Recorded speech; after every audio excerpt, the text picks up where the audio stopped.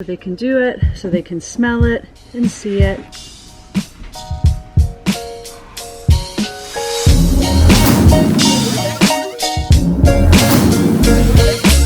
Hey, good morning everybody. Welcome to the vlog. It's gonna be such an exciting day today. I'm starting out at Universal Rock, of course, to build more habitats for the Reptarium, and then we're gonna actually take a break and go visit a friend of mine, Mark from Texas Chondros, to go see a few really cool green tree pythons with Forrest. Oh my God, it's gonna be amazing. Let's push all our problems aside, enjoy the day together. Comment down below, let me know how your day is. Let's get it going. Mary just came and got me, and we had another litter of Ruff scales. Yeah. Look at that girl. She's still pretty chunky, which is good. Fun thing with the Sambo is you gotta dig and find them. So look at these guys. Let's see how many we have. It actually looks like a really good litter.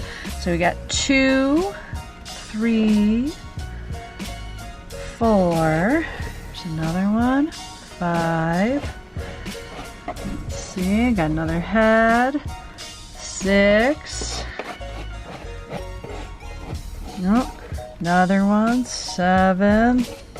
8. Holy cow, this is a really big litter for Ruff scales for sure. That's awesome.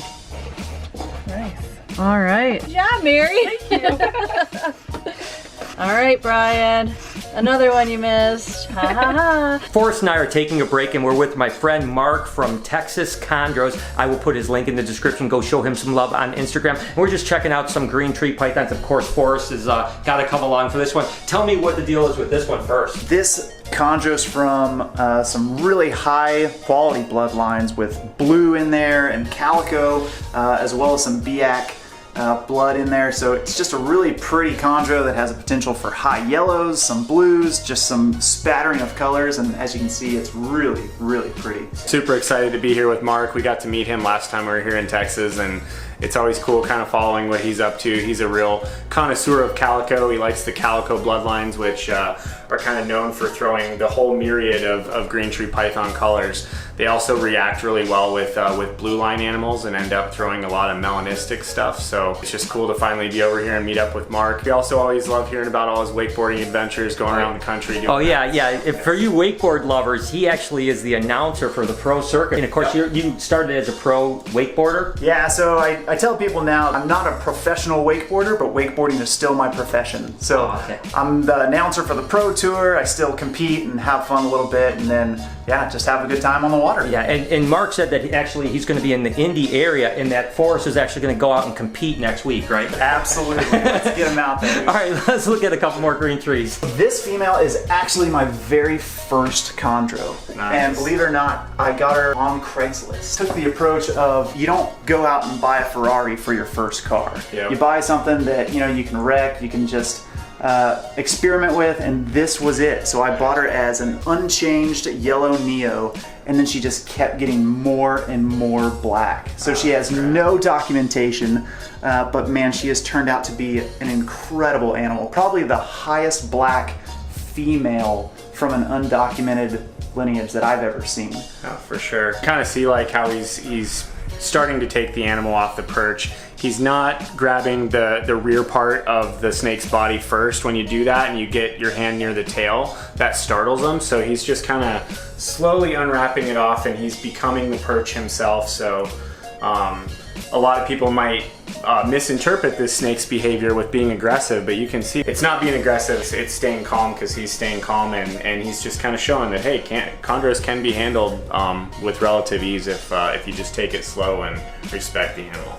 Yeah, because they're arboreal snakes and they have that prehensile tail, you can see how she's hanging on there so tight. Yeah. As you can see, this girl is a sweetheart, just super calm, super tame, really, really pretty.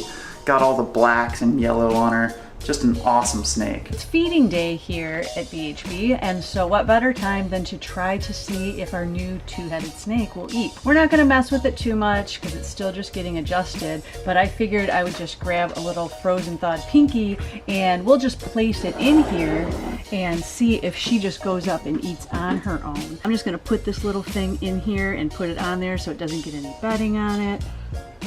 When I do it, I like to just put it kind of close to where they are so they can do it, so they can smell it and see it. So we're just gonna go ahead, leave it in there today, and then we will check on it tomorrow, and we will keep you guys posted on whether or not she eats. Fingers crossed. So the calico line in Chondros throws just kind of a smattering of different colors, and one of the things that calico line animals are known for is this yellow or orange neck that a lot of them have. And you can see this guy is just the perfect quintessential calico animal. He's got this green head that stops and then goes straight into that yellow neck. This guy's from October, paired with a Womaniac, which is a Wamina crossed with a Biak. And you can see that, again, super calm, super sweet snake that tolerates being handled, and just gorgeous colors all down its back. The namesake of the calico bloodline, the original animal they called computer chondro, or also Eugene Doucette had called him popcorn chondro. So that was the original animal that proved out this bloodline, and Greg Maxwell was the one that was able to develop the calico bloodline into what we have today. Some more Mexican Black Kings. That is exciting. We do still have some other eggs here that haven't hatched, but we have a beautiful and a large clutch of Mexican Black Kings in here too. This is super exciting, and I'm so glad, because now I finally have answers, because you guys have been asking so much. When are you gonna have Mexican Blacks? When are you gonna have them? And we had the eggs, but we have to wait for them to hatch. So finally they're starting to hatch. Give them a few weeks to shed and then eat meals, and then we will have them available. But look at this. I'm telling you what, I can't wait. I'm gonna have to actually snap Brian a picture and send it to him, because he's gonna be so jealous. I'm not gonna lie. It makes me happy when stuff happens here and he's not here and I get to make him jealous. Yay for Mexican Black Kings! So this is a blue and black male from calico lineage, produced by Buddy Buscemi, who is just a chondro legend out in the East Coast. And as you can see, this male is just awesome. Just great blues, great blacks, really pretty diamond pattern all over it, and just this lime green coloration all over him. Really cool snake. That was an absolutely amazing collection, Mark. Thank you so much for having us over. I will definitely put his link in the description. Again, Texas Chondro, go show him some love on Instagram. And of course, my boy Forrest over here, show him some love at Zoo Dreams. Again, link in the description. Back to Universal Rock and back to building cages. All right, guys, so now we're in the basement with Kelsey, and we're gonna do a little update on the maternal incubated clutch here. Yeah, absolutely. We're getting pretty close to the eggs hatching. It is day 54. Ball python eggs take about 60 days to hatch, because the temperatures have been on a little of the cooler end of the spectrum, that we anticipate that they'll probably take a little longer, just a few more days over 60. But I've noticed that as we've gotten closer to the end of gestation, she's kind of loosened up her coils a bit. She's letting the eggs breathe a little more, so I think we're gonna be seeing babies pretty soon.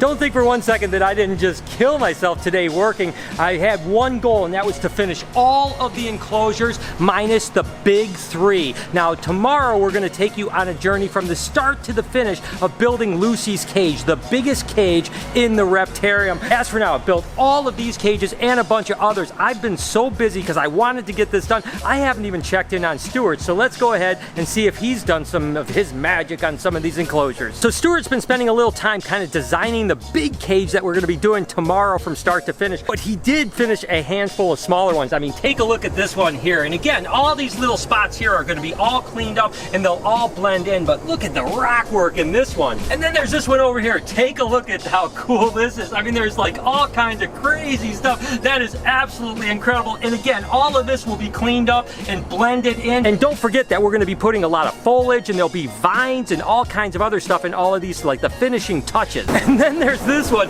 Take a look at that. How freaking cool is that? Again, you gotta have imagination and realize all that foam is gonna be gone. This is basically like volcanic rock. I mean, look at that. I'm thinking something like a reticulated python would be really cool, because I've actually seen some of the islands like Laban Bajou that I've been to that were volcanic rock islands where reticulated pythons are from. I mean, how amazing is that? What a day here at Universal Rock. And by the way, see this kind of cave-like entrance? This is gonna be a similar entrance than what we're gonna see at the Reptarium. I tell you what, guys, I hate to preach you guys about going out and trying to inspire you, but I'm telling you, when you have days like today where you accomplish so much, it makes you feel so good, and we get closer and closer closer to that dream, that goal. It's absolutely amazing. We have all of the small enclosures and medium enclosures completely done. Now all we have to do is that really big enclosure for Lucy. We have a pond for Bowser, and then we have a gator tank for little tiny baby gators that we have to build, and then that's all the enclosures we're building down here. So we are getting so close. I am so glad that you guys are allowing me to share this with you, because it's going to be amazing when you guys finally come visit me and actually see the process. It's so cool. So